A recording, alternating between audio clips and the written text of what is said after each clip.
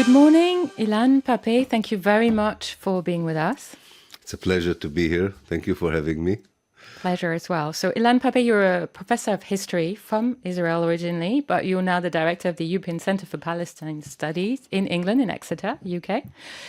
You're here in France because one of your books, The Ethnic Cleansing of Palestine, is published. It's actually republished by a French publisher called La Fabrique.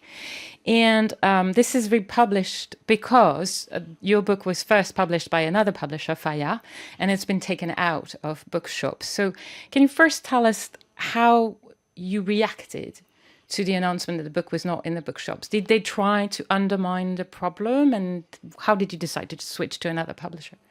I was surprised to hear that Fayard, particularly when the book became once again popular and in demand, that at that particular moment Fayard decided to stop reprinting and distributing the book. And this had to do with the change of ownership of Fayard.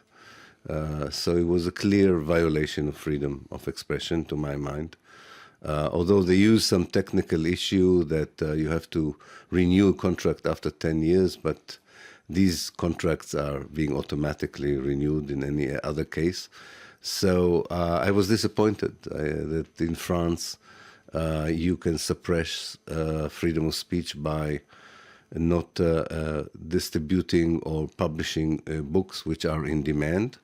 But I was very happy to find a new publisher with whom I already worked before.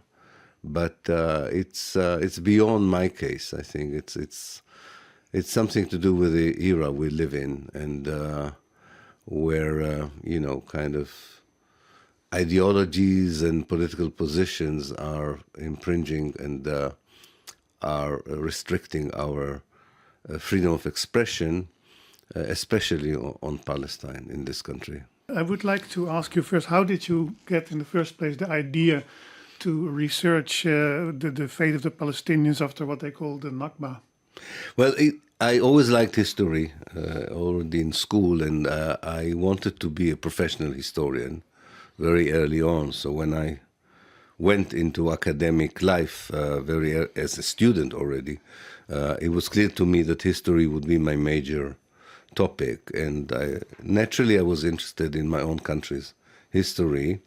And when I chose a topic for a doctorate, which students do when they want to do postgraduate studies, it was clear to me that 1948 was a very important year, a formative year in the history of my state and the country.